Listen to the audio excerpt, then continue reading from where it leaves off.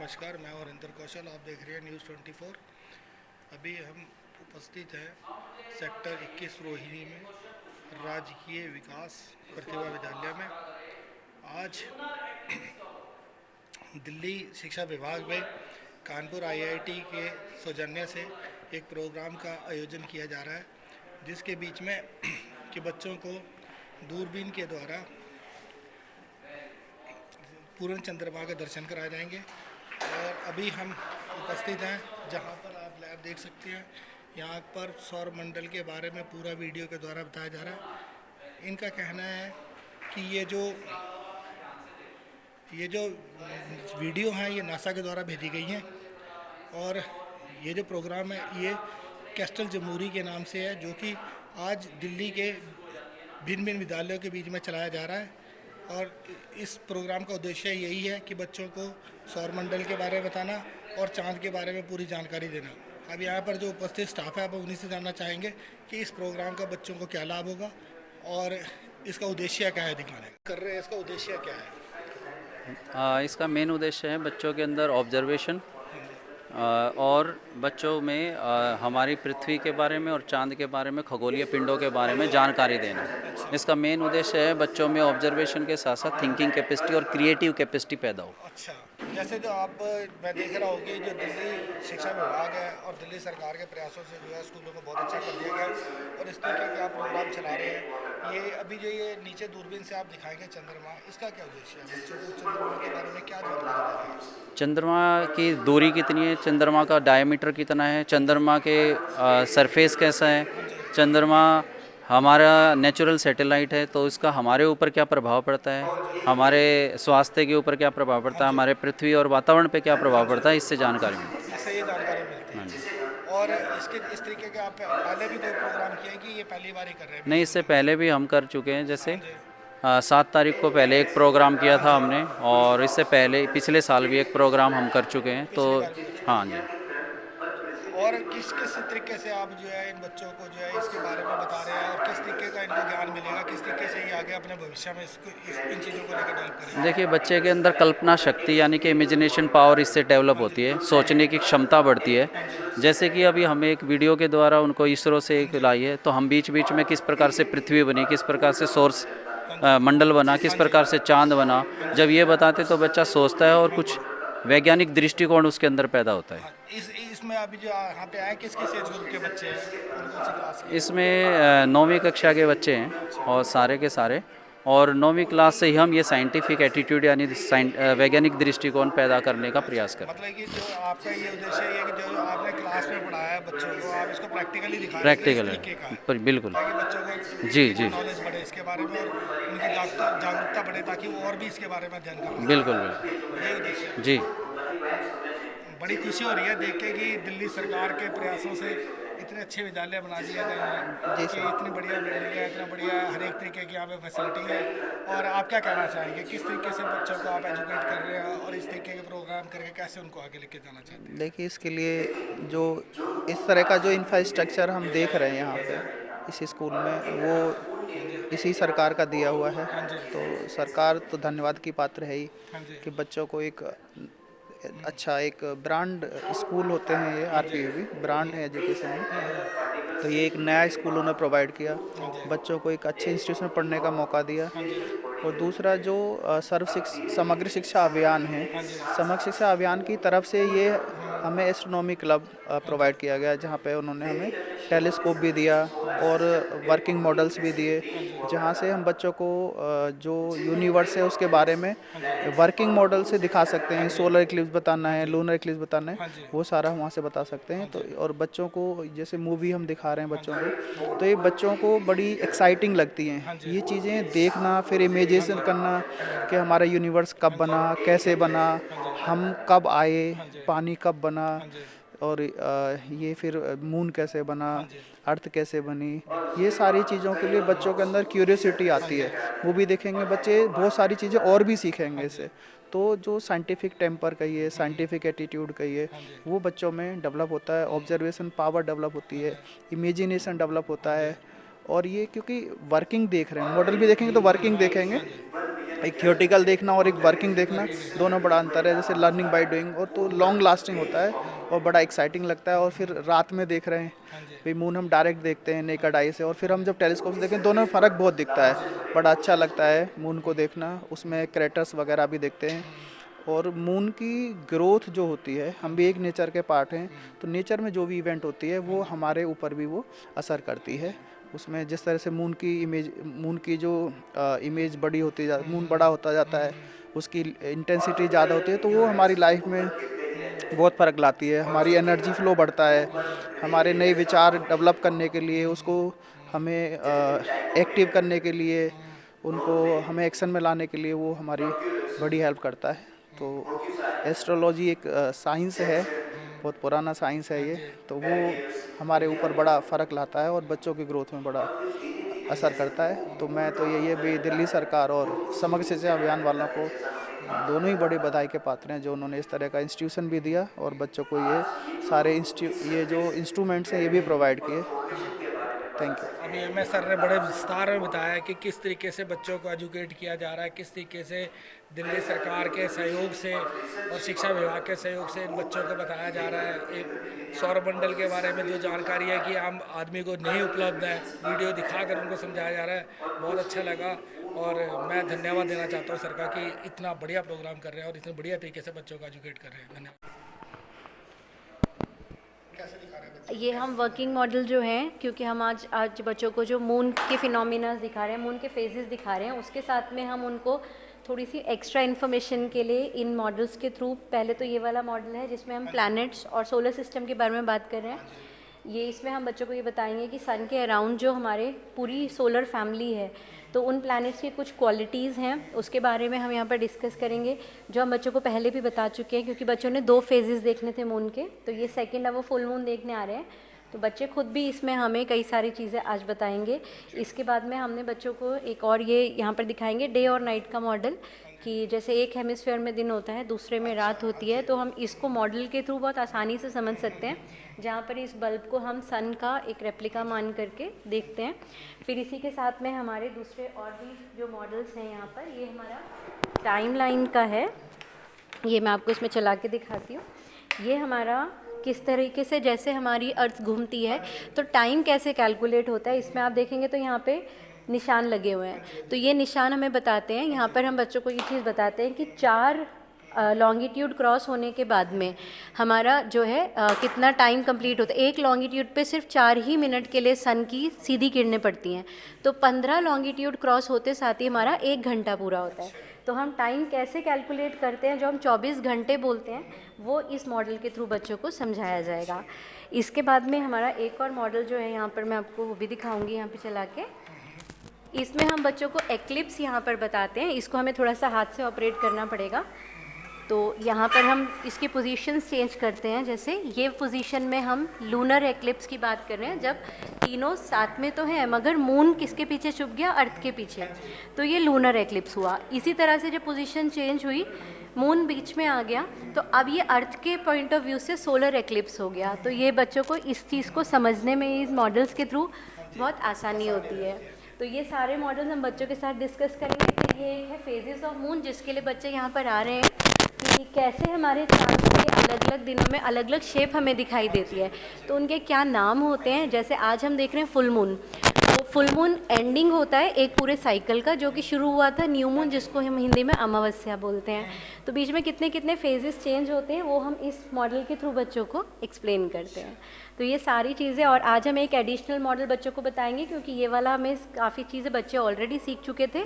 तो आज हम उनको अर्थ के इंटीरियर के बारे में भी बताएंगे, जिसमें हमारे अर्थ के अंदर कैसा होता है। जब हम ऊपर स्काई की बात कर रहे हैं, तो उतनी ही इम्पॉर्टेंट हमारी अर्थ के नीचे की लेयर्स भी हैं, तो उसकी भी आज हम डिस्कशन यहाँ पे करें।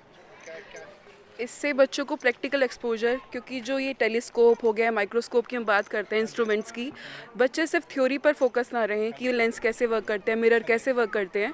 ये हम इनको प्रैक्टिकल एक्सपोजर दे रहे हैं, जो डिपार्टमेंट ने हमें ये टेलीस्कोप उपलब्ध कराया है। इसके द्वारा आज हम फुल मून जो व्यू कर रहे हैं, कि जहाँ बच्चे क्रेटर्स तक विजिबल हम मून के कर पा रहे हैं। टेलीस्कोप कौन से डिपार्टमेंट है आपको अवेलेबल? ये हमें यूनिट सेट IIT कानपुर समग्र शिक्षा के अंदर ही हमें अलॉट हुआ है।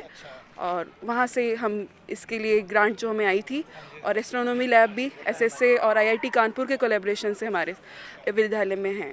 तो ये आप इससे जो बच्चों को पूरे चांद दिखा रहे हैं कि चांद किस तरीके का है, चांद के ऊपर किस तरीके के हाँ जी। स्पॉट्स है, किस तरीके का क्या है, सब कुछ आप इसके द्वारा दिखा रहे हैं। हाँ जी। बच्चे देख पाएँ, ताकि क्योंकि सिर्फ हम देखते हैं कि चंदा मामा, सिर्फ कहानियों तक चंदा एक चांद सीमित ना रहे, कि चांद तक कैसे आज जो हम कहते हैं हमारा इसरो मिशन पहुंचा जो कि फेल रहा, लेकिन बच्चे और उसके लिए उत्सुक हों, एक भावी साइंटिस्ट जो बने बच्चे, कि कैसे चांद में वो क्या रहस्य हैं जो आपने मूवीज़ में भी देखे, कि कैसे वो क्रेटर्स फॉर्म हुए, बच्चों में उत्सुकता जागे। इसके लिए वो टेलीस्कोप से हम वो व्यू करा रहे हैं, और कहीं ना कहीं अगर एक बच्चे के मन में भी ये उत्सुकता आई तो ये मिशन सफल है।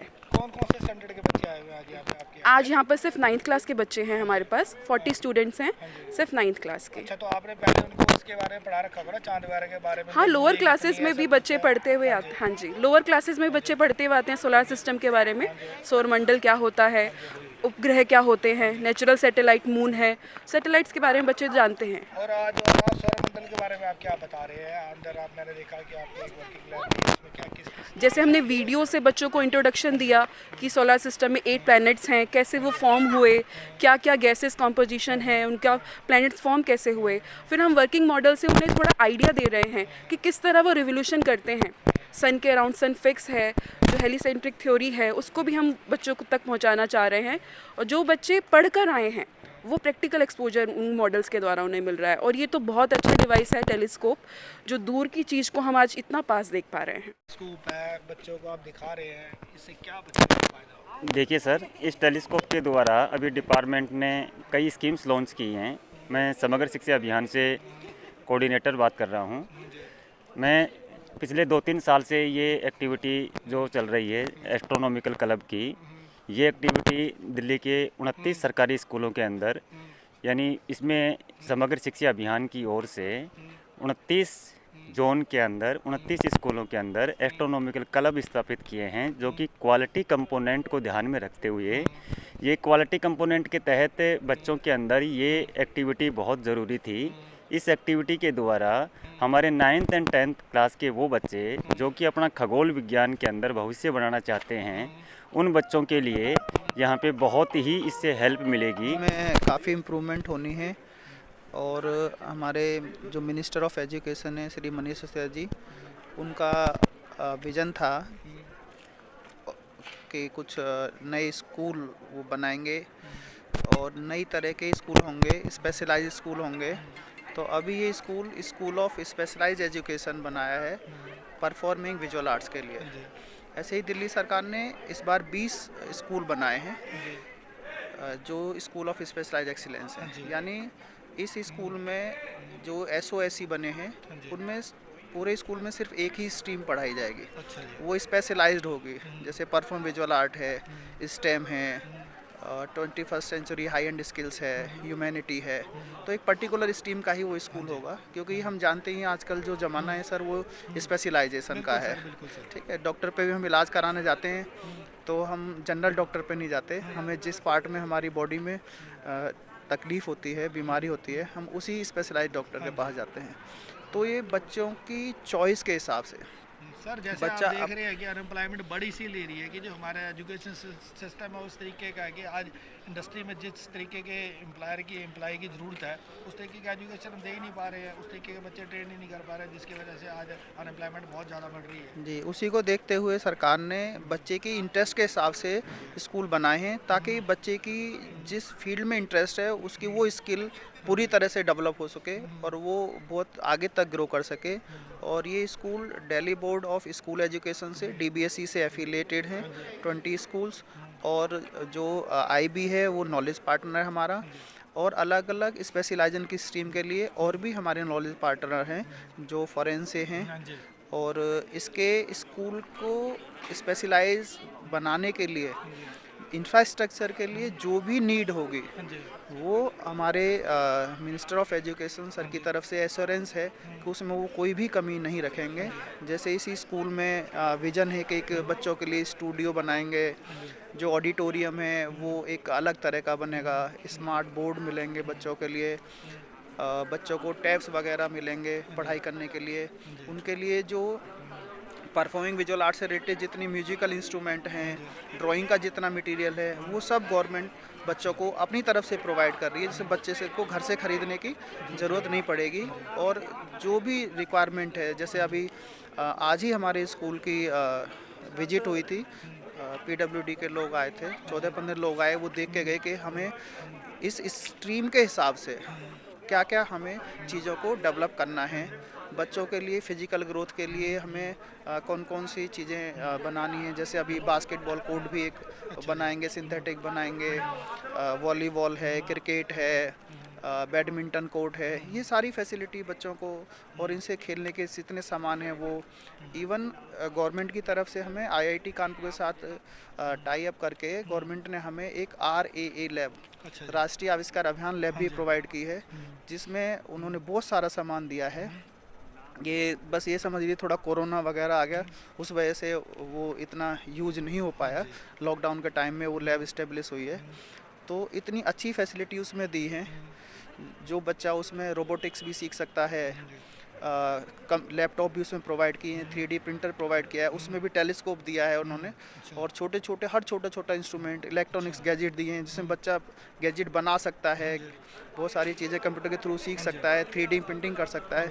तो दिल्ली सरकार की, दिल्ली गवर्नमेंट की तरफ से सर बहुत ज़्यादा फैसिलिटी दी जा रही है इन स्कूल के लिए, और बच्चों के लिए जैसा विज़न था मिनिस्टर ऑफ एजुकेशन सर का, वो अपने विज़न पर बिल्कुल खरे हैं और उसको बढ़ाते हुए जा रहे हैं सर। एजुकेशन के लिए तो मैंने देख लिया क्या कि बहुत कुछ हो रहा है, क्या स्पोर्ट्स के लिए भी आपके स्कूल में इसी तरीके की फैसिलिटीज़ हैं? हाँ, हमारे स्कूल में स्पोर्ट्स के लिए भी वो सारी फैसिलिटी है। हमारे यहाँ पर जिम है, हमारे यहाँ पर योगा के लिए अलग से क्लास चलती है, हमारे यहाँ पर बच्चों को जोनल लेवल पे, इंटर जोनल लेवल पे और स्टेट लेवल तक सभी अत्याधुनिक सुविधाएं मिलती हैं। हमारे बच्चे स्टेडियम जाते हैं, हमारे बच्चे नेशनल खेल रहे हैं, नेशनल में मेडल ला रहे हैं।